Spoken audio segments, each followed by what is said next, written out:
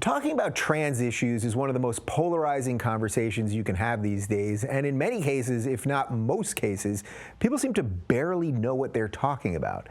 To be clear, for today, I'm going to be talking about transgender people, not transformers.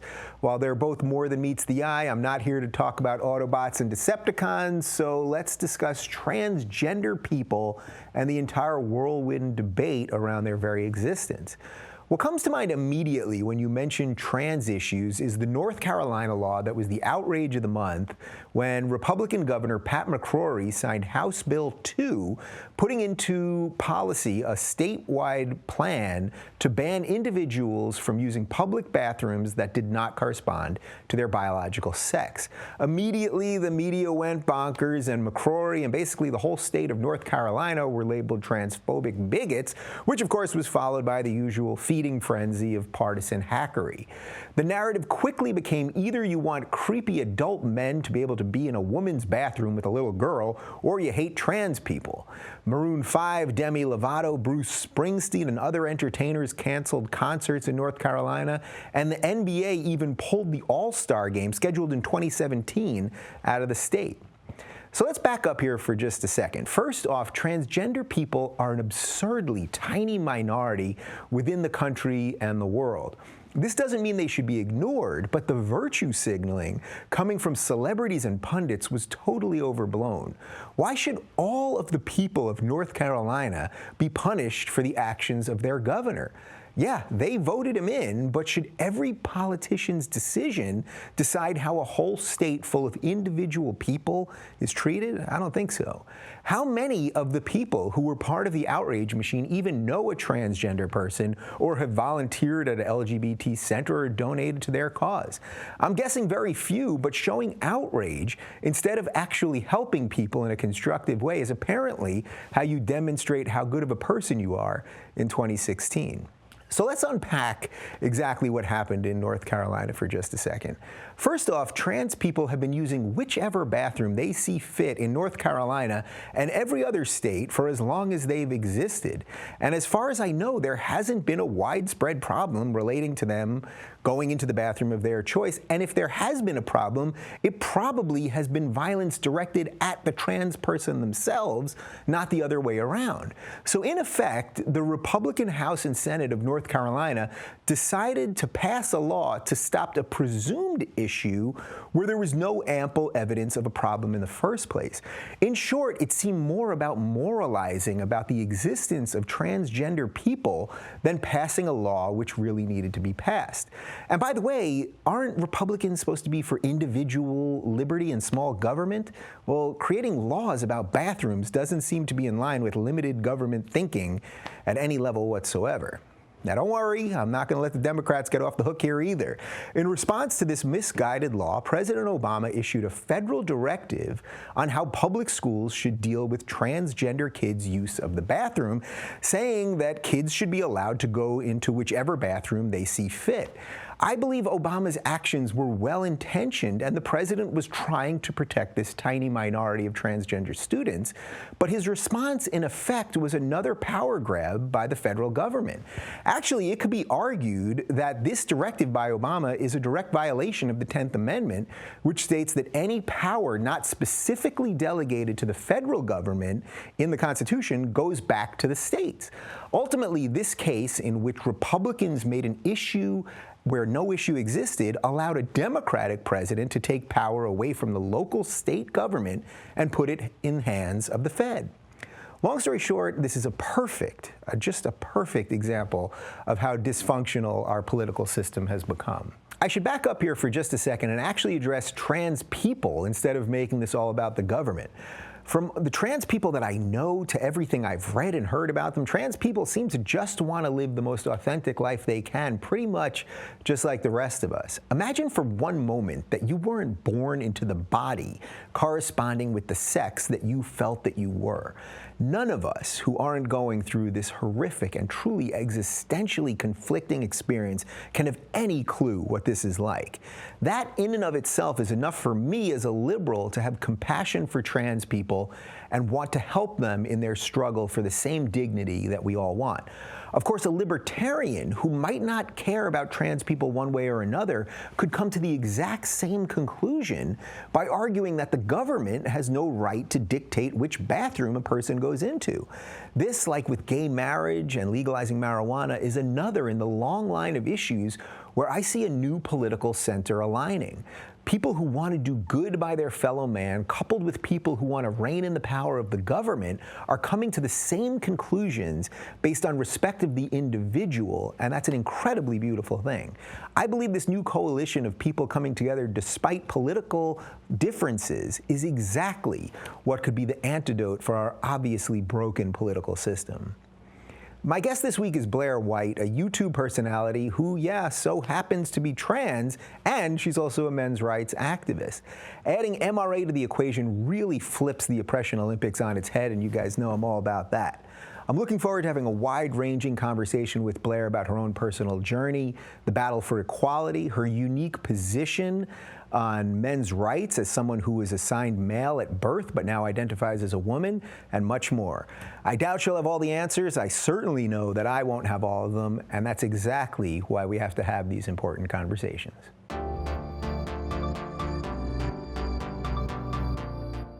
My guest this week is a YouTuber, a free speech activist, a men's rights activist, and more than meets the eye. Blaire White, welcome to the Rubin Report. Hi, Dave. Thanks for having me. Thanks for doing this. You know, every couple weeks I suddenly get a burst of tweets where people are saying, this is the person you got to talk to now. And you were the person over the past couple weeks that everyone said, you've got to talk to Blaire. Let's make it happen. Yeah, ever since I started YouTube, I've gotten a ton of people saying that we need to do a talk, we need to, collaborate on something. So I'm glad we're finally doing it. Yeah, all right. Well, we do have a lot in common in terms of all the social justice stuff and free speech stuff, and you've really put yourself out there and totally unapologetic, and you let it fly. So I'm looking forward to this. So let's start with some of the trans stuff, because I feel like you're probably bored in some way by talking about it, but it does kind of frame a little bit of this. Maybe you're not bored. I don't want to put words in your mouth. When did you realize that you were trans? So the realization that I was transgender definitely came a little bit later in life. When I was younger, I definitely had a feeling of, disconnect between my self-perception and the way that other people interacted with me. As early as probably 4 or 5, I remember feeling like something just wasn't right. I couldn't necessarily put my finger on it or, figure out what the word for it was. As I got older, I kind of realized that I was able to take my life into my own hands and do what the medical community calls transition and, live my life how I saw fit. Yeah. So when did you first, you're 4 or 5 years old, you realize something's a little different or a little off or however you want to phrase it? Like what? Do you have an example of like what made you think there's something going on here? I remember being in kindergarten and feeling like all the activities that were, segregated amongst the sexes, I always had a natural inclination to want to do what the girls were assigned to do in there, putting backpacks away in the pink and blue cubbies. I always wanted the pink one, not because it was an aesthetic thing, like, oh, I like pink. It was more because I literally felt like that was where I was supposed to be. Yeah, and then what about as you got a little bit older? So now you're 4 or 5. You're now maybe in like junior high. Were those trends just continuing, or was there anything else that was popping up? Yeah, that thread definitely continued throughout my life. Once I started to get a little bit closer to puberty, so like junior high, I started noticing some bodily changes, obviously puberty, and that was when I started to develop what they call gender dysphoria. And that is basically feeling, like I said, the disconnect between your body and the way people perceive you. Yeah. So I realized through going through that I needed to transition, and as I got older and had the financial means, I definitely put that into motion. Yeah, when you realized that you wanted to transition, did you know what it was exactly? Because I think one of the reasons that I think so much of when we talk about transgendered people and these issues, people don't even understand like the basic stuff between what a cross-dresser is and what a transgendered person is, or, all of this gets lumped together as part of the LGBTQI community. And there's a lot of differences within those letters. Did you realize, oh, this is actually something that I can do? Yeah, definitely. As I got older, the desire to transition wasn't necessarily that. It was more of like, I'm not comfortable with the way my body is changing. I'm not comfortable with the way the world is perceiving me. And it took learning what transitioning was to understand, well, this might be my ticket to, being happy. And it definitely was. I'm not one of those people, one of those trans people who thinks that anyone who feels any type of, dysphoria or whatever need to transition. I think it's the wrong decision for some people, and some people do regret it. I think that there is a small number of people who transition is the right decision through and through. I happen to be one of those people. I think it's worked out pretty well for me, but I do acknowledge that it's not the smartest thing for everyone. That's interesting. So you think there are some trans people who could be potentially in the same sort of situation that you were in, but actually going through the process might not ultimately be the best situation for them? Yeah, I mean, if you look at the suicide rates for the trans community, they're extremely high. And a lot of times they're almost the same even after transition. So for that reason, it makes me think, well, maybe transition isn't the right choice for everyone. That's just my opinion. Obviously, I'm a believer in freedom, liberty, do what you want with your body, live your life the way you want. I just don't like the idea that anyone who feels like they're feminine if they're males should alter their body. I don't think that's a good route for everyone. Yeah, the suicide rate post transitioning is sort of interesting because it's almost like a certain amount of these people, I would assume, they think that suddenly at the end of that road is the golden ticket, right? It's the pot of gold where all of their problems are going to be solved, but there's still a lot of work to be done after, right? Yeah, I mean, transition is just the beginning of your life. I didn't transition because that was going to be, the goalpost. I transitioned because, okay, let me get this out of the way and then focus on my career and focus on living my life and just being a normal person. I think that a lot of people, I've been pretty lucky that transitioning didn't come super difficult for me. I had the means to, do what I wanted to do, and I'm still doing what I want to do. But for a lot of people, their entire life is working their minimum wage job and saving up for a surgery that costs $50,000 and all these treatments. And what they realize when they're done with that is, well, not much has actually changed. Physically, yes, but my life is still in the gutter. I've emptied my bank accounts doing this, and shit still sucks for me. Right. That's really kind of fascinating. I don't think people frame it that way usually. So like you have your life, you have whatever job you have, whatever friends you have, you save up all of this money, you still have sort of the same problems. You may be in the body you want to be, but the physical part of your life and your finances and all that, and your family or all that, that's still all the same. So there's still a lot that has to be done. Yeah, there's so much more to life than, what you look like. And I'm not trivializing transgenderism like it's just about what you look like, but at the same time, transition is just changing what you look like. And there's just so much more to life. Yeah, it's interesting. You used the word normal a second ago, which I know in this conversation, sometimes when you say that to people, you say, well, they just want to be normal, or I just want to be normal, or that triggers people, that phrase normal. But I'm guessing it doesn't trigger you because you used it, so it's okay. Yeah. I mean, I will be the first to say being transgender is abnormal. It's abnormal. It's not common. If you're transgender, you're an extremely small minority. It's just not mainstream. So, but I don't think that abnormal is necessarily a negative descriptor. I just think it's not the status quo. It's just not the status quo. Yeah, I like that. So let's talk about how it's sort of become mainstream, because very quickly, it seemed to me that for gay rights, although it obviously took a long time, suddenly within like a 5-year span, it became like cool, and then marriage happened and it's all good now. You know what I mean? Yes, there's still problems, of course, but it's pretty good for gay people in most Western societies, certainly in America right now. Not to say it's perfect, but it's pretty good. The trans issue happened so quickly on the heels of gay marriage, a lot because of Caitlyn Jenner. So what did you make of just sort of the transitioning of Caitlyn Jenner, someone doing it so publicly, and then also the media thing that went on behind that? Yeah, it was really interesting for trans people to watch that go down. I mean, it was like watching I don't even know what. But what was really interesting to me was when Caitlyn Jenner came out, she was heralded as this like brave, amazing person. She was beautiful. She was stunning. She was just everything people wanted in a trans person. And then she sort of started opening her mouth and people realized like, oh, she's still a conservative. Yeah, she's a Republican, which is, that's worse than being trans. It is. Yeah. We'll get into that later, but it is. Yeah.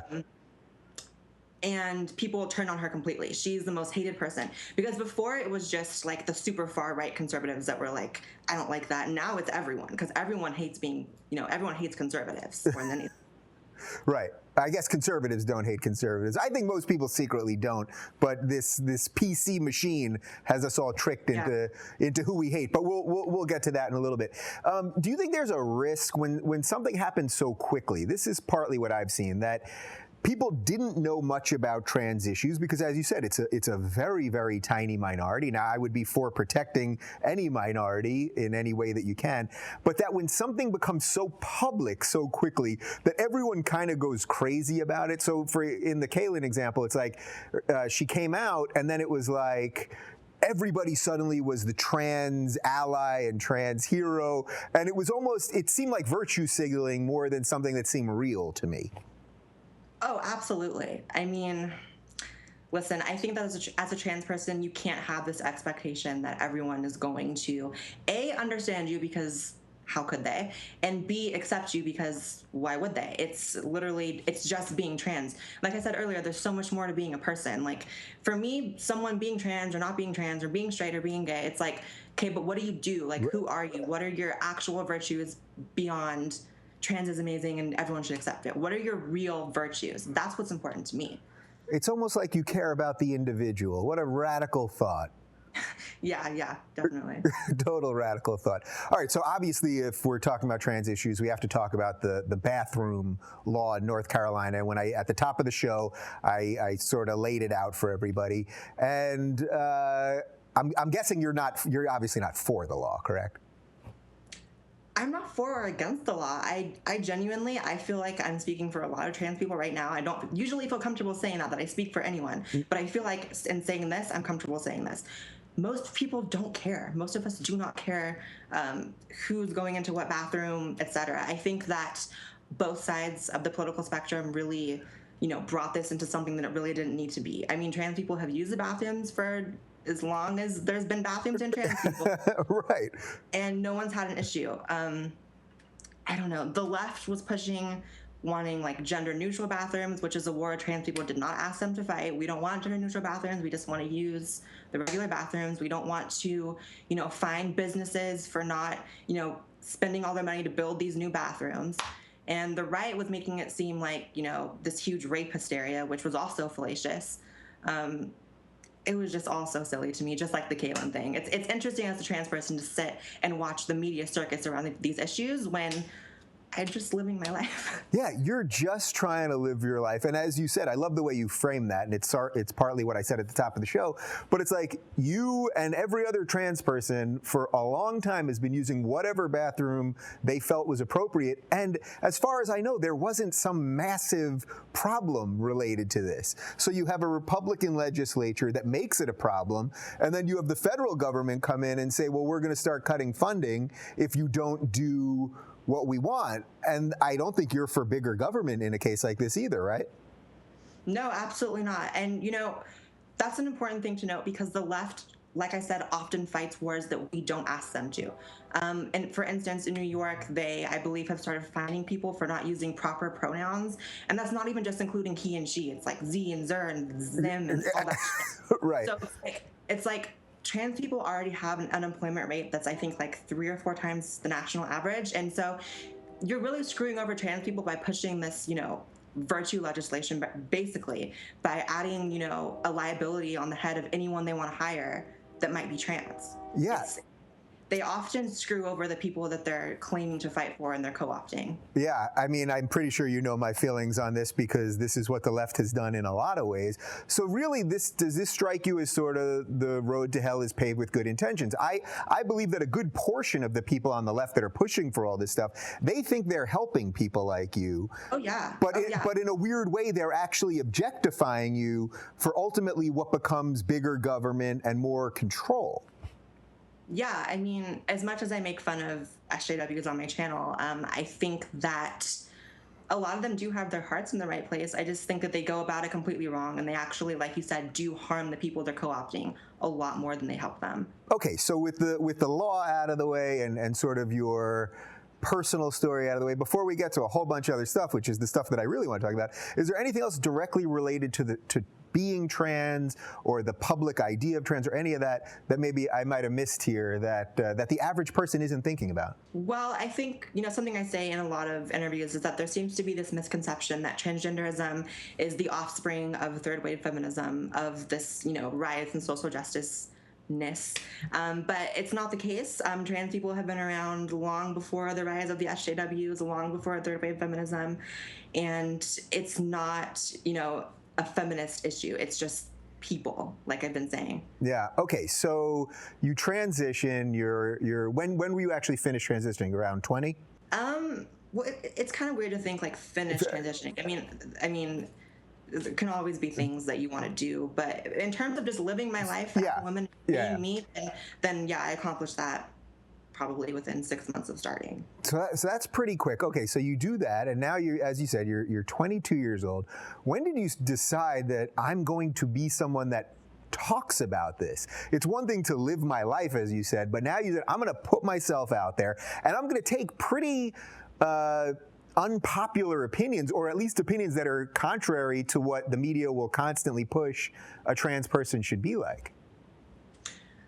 Well, I decided to start my channel because I was, like I said earlier, I was just sick of being co-opted. I was sick of SJWs having this monopoly on anything trans. I mean, anyone who wants to check it out now, Google anything to do with transgenderism. The only things that pop up pretty much besides some actual scientific studies are, Tumblr pages and, leftist media. So I didn't like that my identity was being, politicized by them. So that was kind of the main reason. And then also, they're just topics I find interesting. I actually don't talk about transgenderism that much on my channel. Yeah. I talk about feminism, Islam, Black Lives Matter, a lot of different things. So it was kind of just a means to speak my mind. Yeah, all right. Well, we're gonna dive into all that stuff. Don't worry about it. I'm not letting you get out of here without going into some of that stuff, at least. Get me in trouble. Yeah. Well, if you get into trouble, it's on you, not on me. But so when you decided to do the public part of this, did you have any pushback from friends or family, or were you concerned about your safety at all, or anything like that? Oh, you mean YouTube? Yeah. Once you decided to put these videos out there, yeah. Yeah, stuff went down when I started my YouTube. People often comment on my channel saying like, oh, you're trans, so you can say all these things that I can't say as a straight white male. Actually, I think it's the opposite. I think I get way more blowback because I'm trans and I am speaking out against, SJWs. I think that they often see me as a traitor of sorts. And so the amount of hell I got from starting YouTube was crazy. I lost a ton of friends. I had feminists trying to get me evicted from my apartment at the time. My roommates were awful to me, so it wasn't easy starting it, but luckily I'm in a good situation now living with my boyfriend and I can do my videos and whatever, but definitely pushback. Yeah. Isn't that interesting? The so-called tolerant side, once you start speaking about what you as an individual think, suddenly not so tolerant, huh? Yeah. I mean, they have this whole spiel about like supporting trans voices and making trans voices heard, but really they mean trans voices if they're on my side of the political spectrum. That's what they really mean. Right. So in a way, Caitlyn Jenner for you really has blazed two trails in a way by sort of normalizing some trans stuff in general, but really on the political side, I don't think you're a conservative, but you seem to me that you're either a libertarian or you're for freedom. That seems to be the general thing, and you're for the individual. But by her taking that position, as we said earlier, it kind of flipped everything on its head. So she's really like blazing trails all over the place, that's what you're supposed to do, right? Or am I wrong on that one? What do you think? I don't know. I think that she's done more to harm trans people too. I think that I think that a lot of conservatives don't like her. I think she says a lot of really weird things, and just her behavior is really weird. And the fact that the biggest conservative trans icon like killed someone in a car crash, like I don't think she's been super great. Well, nobody's perfect, Yeah, no one's perfect. Sometimes we just kill people on accident. But, I can't say she's blazed any trails for me. I don't think my life's become easier or harder because of her media presence. I think that, I don't know. Yeah. She is what she is. I think that she's right about some things, but she's Caitlyn. She's Right. I guess really at the end of the day, this is the risk with any movement when so much of it is based on one person. That person can't represent everything for everybody, as I don't think you, or as you've already said, you don't try to represent anyone other than yourself. No. If people feel like I'm saying things that they want to say but can't, then that's great. But I am solely speaking for Blair. That's why in this interview, when I'm talking about trans stuff, I don't want anyone to think that I'm speaking as though it's some sort of monolith in my experience with everyone's, because it's just not the case. Yeah. I'm curious. So you mentioned you have a boyfriend. Did he know that you had transitioned before you met, or did he know who you were before you met, or how about that? Yeah, everyone asked that. No, I told him within, I think, like the first 24 hours of talking to him online, and he knew right away. It was after I started transitioning. Yeah. One other thing on the trans stuff, and then we're going to move into other stuff, I promise. My friend Janet Mock, who I've interviewed a couple times. Do you know Janet? I don't know her personally, but I know of her. But you know who she is, yeah. One of the things that she said to me, I had her on my old SiriusXM show years ago before Caitlyn Jenner was out, when people really weren't talking about trans stuff. And one of the things she said to me that I thought was particularly interesting is that when she transitioned, that because she really does pass, she's really beautiful. And because of that, it makes the experience that much easier, because people aren't constantly looking at her and questioning and that. And that's only going to happen to a really pretty small amount of people. Do you think that's fair to say? Yeah. And so what does that then do to the average person, you think, that transitions? Because I think you're probably closer to her side of that. And I think a lot of people probably transition and they're looking for perfection on the other side. And it goes to what we said before about they're finding this pot of gold, but it never really can be there. Yeah, I think that what we call passing just means, being able to live your life and not being perceived as your original sex. I think that it makes life easier. I think that a lot of the people who don't pass are the ones who seem to be they have a lot of bitterness.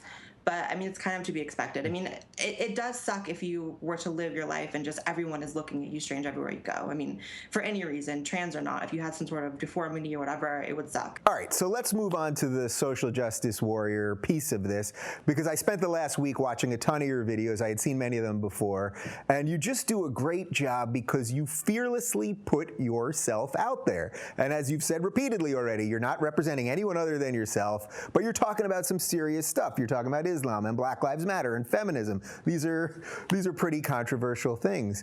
So let's start with, well, first off, I guess, when did you realize what a problem the SJW, the social justice warrior stuff, had become? Was it directly related to the trans stuff, or had you seen those sort of themes because of all the world of Tumblr and the rest of it? Well, right around the time that I was starting my channel, a lot of things were happening in the media. I don't know if you remember, there was someone named Stefani. They were like a trans ager. It was like a 45-year-old man who identified as like a 6-year-old girl. Oh, yeah, I've seen some videos on that, yeah. Yeah, complete degenerate. And the leftist media was pushing stories about it and, talking about how it was brave and amazing. And I thought that was super disturbing. And then that was also around the time when New York started finding people for not using the right pronouns. And I was like, okay, these people, like I said earlier, are fighting wars that I did not ask them to fight. And I just wanted to, speak my mind about it. And then, there's also other components as well. I don't like how feminism and SJWs tend to completely ignore men's issues, which is one of the first topics I touched on my channel, and how they have all these, apologetics when it comes to Islam. Just a lot of stuff. Yeah, there is a lot of stuff. And it's all kind of tied together. So let's start with feminism, because you've been pretty outspoken against feminism, or at least what feminism has become. So can you lay that out for me? Yeah, basically, I have sort of an objection to the ideological framework in which feminism operates under, which places women as an entirely separate social class than men and places women in sort of a victim status, which I've been around strong women my entire life. I've never found this to be true, that women are some sort of damsels in distress, and I actually think it's kind of sexist to place them in that place. I also didn't like how feminism, will virtue signal when they're confronted about men's issues and say they care about it, when they don't do anything tangible to actually help men's issues and help men. So those are really my main objections to feminism. Right. So then you became a men's rights activist, and as someone that has transitioned and is a woman, this really flips a lot of things on its head, because people would think that you would be the reverse for some reason. I think that would be traditional thinking. But when did you realize that you wanted to become part of the men's rights movement? And actually, first, can you just describe what you think the men's right activism, what is it really? Because I think a lot of people don't know. Yeah. Well, first of all, when I started my channel, I definitely, waved the MRA flag, men's rights activist flag. I've kind of stepped away from calling myself that, because I feel like sometimes when I label myself, or when anyone labels themselves, they sort of fall into the trap of confirmation bias, and I don't want to feel like I have any sort of alliance with any sort of groups. I just take each issue individually and digest it and make my opinion, form my opinion. But I definitely do care about men's issues, and I still talk about them on my channel. It's close to home because I have a half brother who has been to jail for domestic violence, and his wife had no scratches on her. She completely lied about it, and she was able to get him arrested just on claims. I also care a lot about inequities in divorce court, family courts, male suicide. I don't like the stigma around male victims of rape and molestation. It's kind of a lot of things. There's a huge crisis in education for men and boys. They're falling behind. There really is a lot of issues, and like I said, feminism just doesn't even touch on them. They claim to, but they don't.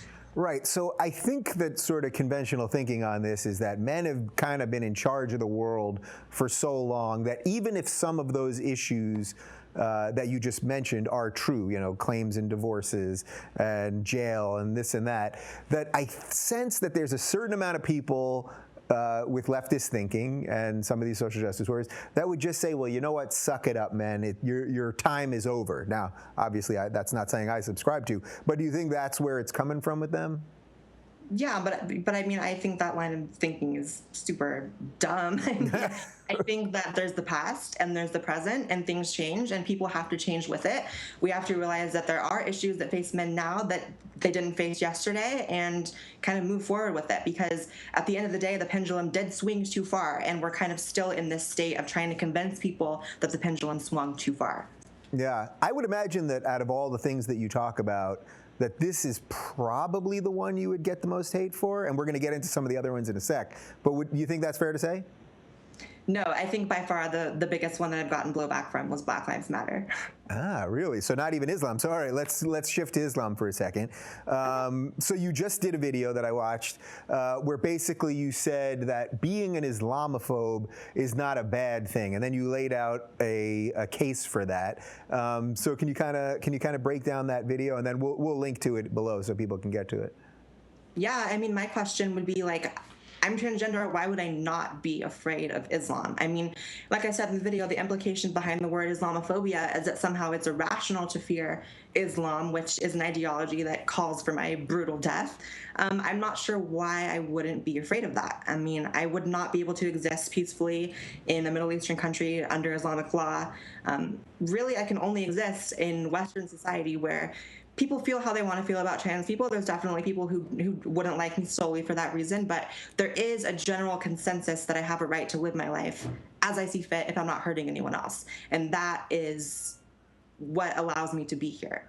Right. So when you're talking about this, you definitely, to me, are making the distinction, which I always try to make, between Islam, which is just a set of ideas that can be criticized like any other set of ideas, and people who live as Muslims. And there are plenty of Muslim people who, as individuals, would certainly not care or want to harm you in any way, or who might fall in love with you or anything else, or who could be your biggest fans. But you're saying that where the rules of Islam are in place, This is something that it is legitimate to fear. It is not phobic to fear. You're not prejudging, you're post-judging.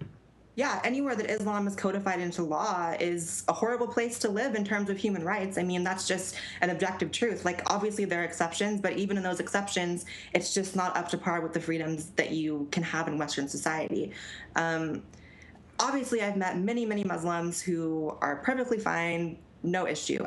The thing is, I think you and I agree on this, like, it's important to separate people from ideas. It's not, that you hate Muslims because you're criticizing Islam. It's just the idea of Islam, not the person who follows it. I mean, look, I always say, it's like, I would only judge people on their individual feelings. You know what I mean? If you're trying to behead me, or if you're trying to subjugate women, then I have a problem with you. But if you privately believe whatever you want to believe, whether it's in Muhammad or Moses or the spaghetti monster or Jesus or who else is there? It's probably a couple other good ones, right? Yeah, but that's the difference between us and SJWs. They're the thought police, like, it's not enough for people to, accept trans people, like, in their own hearts or whatever. You have to actively show it, and you know what I mean? Like, it's like everyone has to be an activist or you're part of the problem. That really is the difference, Yeah, it's funny. I saw on Real Time a couple of weeks ago, Bill Maher did an interesting piece about the left, and he was saying, you guys are always finding little dirt in a room that you demand to sweep up. Meanwhile, the whole building's burning down. And I think that's really what you're describing. It's like you have all these people who their general ideology is pretty much the same, but they're finding little ways to fight with each other as there's actual issues that we're completely ignoring in terms of for all the trans people or LGBT people or women or other minorities that are in all of these places that are ruled by Islam. It's horrible for all of them, but I don't see anyone on the left doing anything about that. No, absolutely. And it's just like you touched on. I mean, it's not enough to accept trans people and, not discriminate against them. If you accidentally misgender them, you're automatically a transphobe. And they constantly, I mean, it's in the word of what they describe, microaggressions. Right. It's literally microscopic. You have to search for it to find it. If you have to search for it, it's not a problem. Yeah. So wait, let's jump into the microaggression thing and trigger warnings and safe spaces and all that stuff. Okay. So I know you're as against them as I am, but as someone that's younger than me, when did you see this actually starting? Like when you were in high school, was this concept bubbling up there? Because when I was in high school, it did not exist at all. No, I'm really young, and I didn't even see it in high school. I saw it when I got to college. That was when I started seeing it. I started seeing, it was like everyone at my school had to be liberal, social justice warrior, or you were kind of blacklisted. And it was kind of like, that's that person, and we're woke, and we're, constantly virtue signaling, and we're great people. That's kind of what it was. I saw a lot of bias in college classrooms. And I think it spawns in college more than high school, but yeah. Yeah. So what do you make of, going back to Islam for just a sec, that Islam seems to have been put at the top of this oppression Olympics that we talk about all the time. So trans is high on there, but it's actually lower than Islam. To me, the SJW people, the regressive people, all this, their highest place in the oppression Olympics is Islam, which actually is the most regressive and against progressive ideals of all of these ideologies. So what is going on in their well-intentioned brains?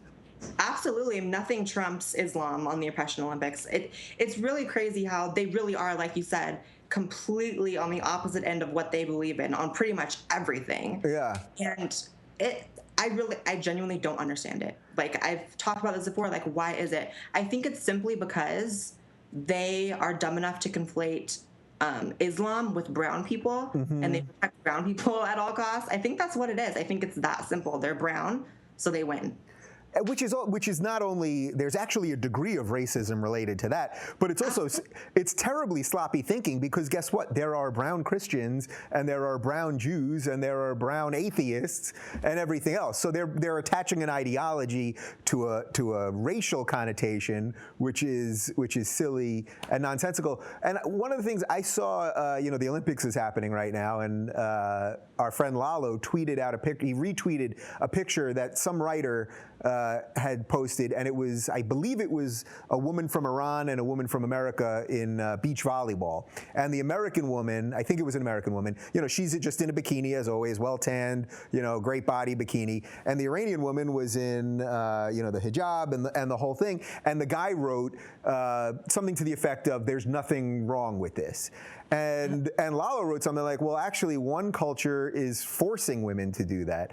And I thought this just, to me, is the perfect example of the virtue signal. That I don't have a problem in and of itself with this woman wearing that stuff, but it has to be purely her decision to do so, and she has to be just as free to wear the bikini. So that American woman could wear a hijab and cover up completely, but she has the choice to do either.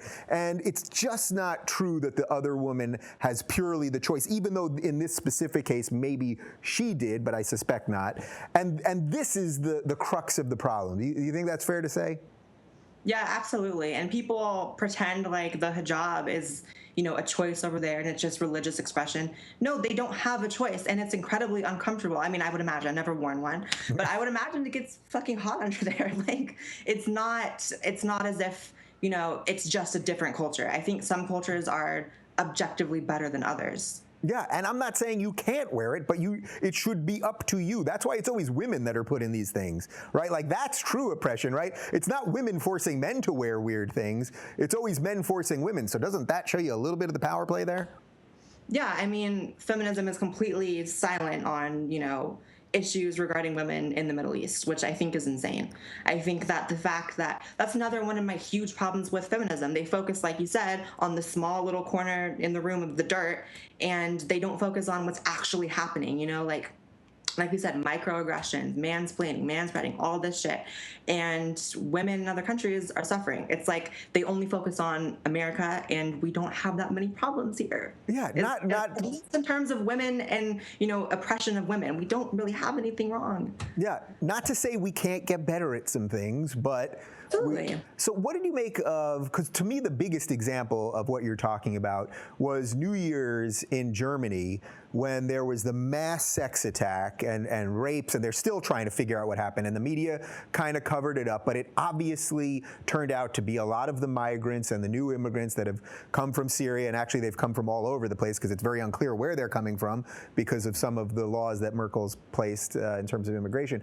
But immediately, I saw people on the left not defending women. They were actually throwing women under the bus, but immediately defending Islam. Now, we've already talked about, for whatever reason, they hold Islam at the highest, but isn't that the most anti-woman thing you could do? Women are our mothers and our sisters and our girlfriends and wives, and their immediate reaction was not to defend the people who had been attacked, but to defend an ideology that had led the attackers to doing it. I mean, it's just the most backwards thing you could do. I mean, it's a sickness. It's this.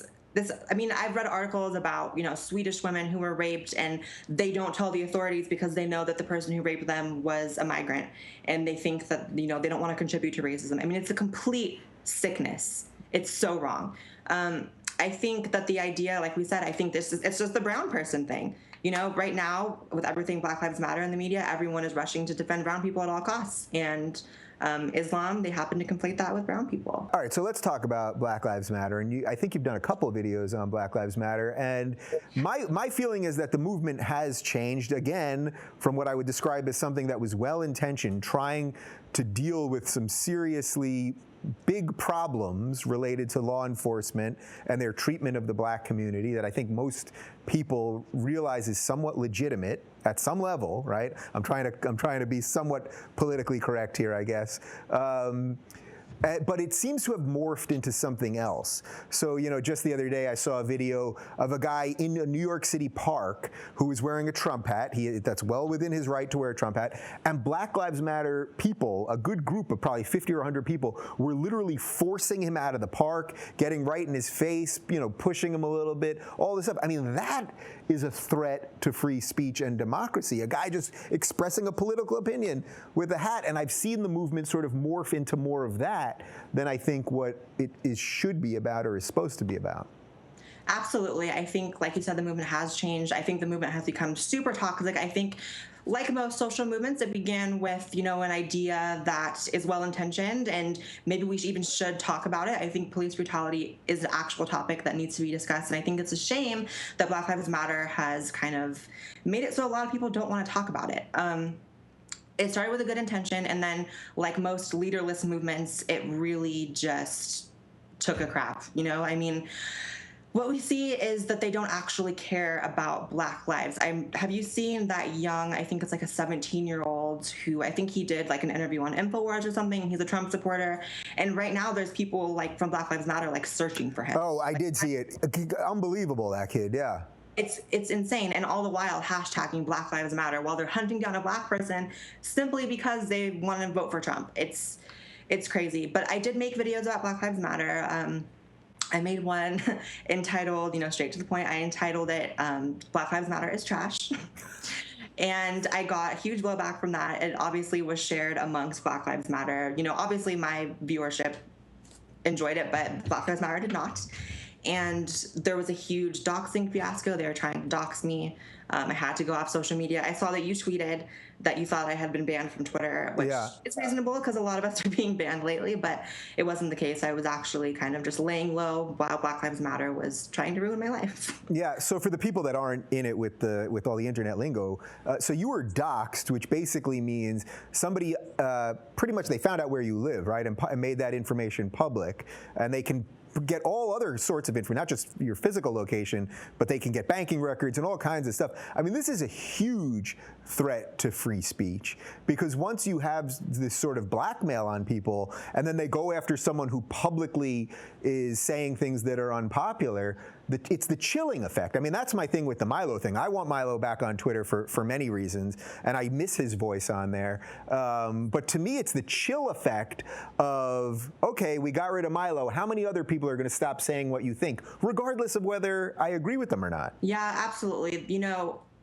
Even aside from Twitter banning people who voice any type of conservative view, the doxing is a threat to free speech. I mean, when you use intimidation or threats of violence to silence someone, that is literally stifling free speech. So, I mean, I didn't let it stop me. I just laid low for 2 days or whatever, and then I came back and I doubled down with another video about Black Lives Matter. But now I understand why a lot of people, when they do YouTube videos, they use anonymous pictures and names, because it actually is difficult to, stamp your name on something. I think, it means more when you do stamp your name on something, but there's also a huge risk that goes along with that. Yeah, I struggle with that big time, because people message me all the time saying, you're so brave, you're putting this stuff out there, free speech, blah, blah, blah. And I'm just doing what I think is right. I don't think I'm actually that special or anything. I got some thoughts firing around up here, and I say them, and that's really it. But I do sometimes get frustrated by the amount of people that are in the free speech movement that are only doing it as anonymous people. And I get it. I get there's a real threat. People feel like if they say something unpolitically correct, they're going to lose their job or all that. But in a weird way, does that show we're actually losing, because so many of us that are trying to fight for what is real equality, what is real honesty, and what is really free speech feel the need already to be anonymous, which makes it seem like it would only get worse, even though there's obviously some awakening going on here. Yeah, honestly, I talked about this the other day with someone. I do think, in a sense, it does mean that we have a huge battle ahead of us. The fact that most of us don't stamp our name on it, because it has huge social implications. I mean, I told you about, how feminists tried to get me evicted from where I was living. Black Lives Matter tried to dox me. I lost a shitload of friends. I could imagine that what I say online, if I wasn't doing YouTube full time, if I were to go apply for a job at wherever, I would have difficulty doing that. I think there's something to be said for the fact that you Google feminist YouTubers, everyone will have their full name, picture, all that. If you Google, anti-feminism, anti-Islam, anti-Black Lives Matter, everyone has like a cartoon picture. Yeah. God, it's so clear to me, and especially when I talk to someone like you, it's just so clear to me that we're on the right side of this, because we're having a consistent set of principles that we're standing for, which is actually for the minority and the free thinker, and for the actual Muslim person, and for the trans person, because we want these people to all be treated equally, not specially, and we have got to crush this thing. It just seems so obvious as I'm talking to you. No, we have to. And, you know, you brought it up. I think we actually are losing. The fact that Milo was banned, the fact that a lot of us are forced into anonymity, a lot of us are forced off the internet when we're doxxed. I think it's more important than ever than just speak. But I understand the implications that go along with that. Yeah, you know, a couple times you've mentioned that you've lost some friends in this battle, and I've said several times on the show, I lost a bunch of friends when I started talking about this too, sure. and I've gained a whole bunch of new, better friends, so that's okay. But I get emails all the time, people saying I'm losing friends, or I can't post this on Facebook, or this one blocked me, or my sister won't talk to me. I mean, really some crazy nonsense. When you lost friends, can you give me an example of like what that, like one time and how that conversation went? Because I can give you an example of like just people that I've known for many, many years that suddenly out of nowhere, Dave, you're a bigot and a racist and I'm not going to talk to you anymore. And then that's it. And then stop responding to texts and calls. And it's like, I don't think I've said anything remotely bigoted or racist. I'm trying to have hard conversations. And it's just a sad state of affairs. No, it is. I think you and I might be similar in the sense that being gay and being trans, a lot of our social circle was liberals, and a lot of our social circle was people who are more inclined to the SJW mindset. And so when it comes to starting to break out of that, it's kind of like leaving a cult. I'm just going to be honest. It's kind of like leaving a cult. I mean, I lost like at least 15 friends like in one day. First day of YouTube, and all of a sudden I noticed a shift and no one talking to me. Some people actually vocalizing that what I was doing was so wrong, and people talking about me. I think that a lot of people, I've heard a lot of messages as well, people saying they're losing family or they lost their job. I think it sucks. It really sucks. Yeah. Do you think politics has become the new religion? Because it seems to me that in the old days, or for all time of human history, we were divided by religions. Now, we still have plenty of religious division in the world, without question, but it seems to me more than ever right now, and partially this is because of, I think, our two crappy candidates running and just our whole political machine is broken in America and all that, that now people are being divided on political lines, where it used to be, I know when I was growing up, my family table, we'd have big family events, everyone would be arguing over politics and all believed in all kinds of different things, and we'd be screaming, and then at the end everybody was fine, and we all went ahead and love each other, and that's it. But now it seems like if you know somebody that's a Trump supporter, that somehow you're racist, and you know somebody that's a Hillary supporter, you're somehow a Wall Street sellout, and all that, and it's like, this is crazy. Yeah, I think it's all so emotionally charged. I mean, it's almost impossible to have any type of political discourse without people just freaking out on both ends. I'm not even going to say it's like just a, liberal SJW thing. I think on both ends, people take it super seriously. And, I'm probably guilty of doing that sometimes as well. But I do make a conscious effort to, like, not take everything so seriously. I mean, objectively, what I talk about are serious topics, but I think it's nice to present them in a way that's just a little bit lighthearted. That's why a lot of my videos are, comedic in nature, because it's just everything's so heavy lately. I know everyone feels that. Everything's just so heavy. Yeah. Well, isn't that the funny thing about what they call shit posting online? It's like all of these people, I'm not saying you're doing it, but when I see all these... It was just funny to hear you say shit posting online. Oh, well, I'm trying to, for the people that don't know what shit posting is, that was for the older audience, you know what I mean? I know the kids know what the shit posting is, but basically for people that don't know what shit posting is, it's basically intentionally trying to inflame people to get them to react. And I see this all the time. I see all these Trump Nazis posting all this stuff, and I see the frog and all this crap, and to me it's like I either ignore it or I think some of it's funny and some of it's scary and annoying, but it's like, all right, you're some guy, you did that, you're not at my house with a pitchfork. But then they get celebrities and journalists and big name people to react, and then it seems like there's something much bigger going on here, when really all it is some kid with Photoshop who took Hitler and put him on Trump, and people go bananas, and it's like, you didn't really do anything. Leslie Jones. That's what happened with Leslie Jones. It was her. This is why people say do not feed the trolls, because, she responded to someone, then everyone realized, oh, we'll get a reaction then. And so we'll post about her being a gorilla, and we'll post about, anything that will humiliate her. And she was like going to war with these Twitter accounts with like anime pictures and like people who aren't, it's funny. And but that's the reason why Milo was banned also, which really sucks. That the fact that people really perceive it to be that there's just this many like hateful, evil people, when really it's just people fucking with you because it's the internet and you can't have high expectations for the internet. That's why a lot of people ask me like, how do you deal with like the hate comments? It's like, it's the internet. It's not like I probably would be depressed if I was walking down the mall and someone just screamed shit at me, but it's the internet. It's not a big deal. That's what I always say, and I've really come around on this. It's like if some random nutbag with an anime picture or a Twitter egg starts screaming at me, it's like, listen, if I was walking down the street and some crazy person started screaming at me, I would ignore them. I wouldn't engage them and have a battle of ideas with a crazy person. And yet people think if a cat does it to you, you better respond or you're going to lose. The interesting thing about Leslie Jones, by the way, is I didn't know this till yesterday. I have never interacted with her. I've never tagged her in a tweet. I don't think I've even ever said her name publicly, even when I did my video about Milo. I'm not even sure that I brought her up specifically. Never interacted with her. I just saw yesterday that she has me blocked on Twitter, which kind of tells you everything you need to know about this level of discourse. I was going to invite her on the show. That's why I went to check. I was about to just say, come on in. Let's have an honest, open conversation the way I would do with anyone else. And she's got me blocked. Yeah, a lot of times they use block bots, which is basically like they'll automatically block anyone who was a follower of, say, Milo Yiannopoulos. So a lot of times that's what happens as well. Like you'll come across an SJW and you've never interacted with them, but they have you blocked. So that's what that is. But that's the whole, echo chamber thing. It's the whole I don't want to hear anyone else's opinions. I just want to spout my shit and no one can respond, which people think that that's like a violation of free speech. I don't think that is. I think that's a little dramatic to say you're silencing free speech because it's the internet. Everyone has their own platform. Like, it doesn't matter how big or small it is. Everyone can say what they want. I mean, I'm all for that. Say whatever the hell you want, as long as you're not calling for direct violence or doxing someone. Without a direct threat. Beyond that, say whatever you want and be the bigger person. And if somebody's saying something you don't like, they got the mute button or they got the block button, or just ignore them, and life will go on, won't it? Yep, absolutely. It's the internet. It is the internet. Well, you know what? You do so much of what you do on the internet, and I love what you do, and I think you're doing such great stuff. Did we miss anything here? I think we hit all the big points.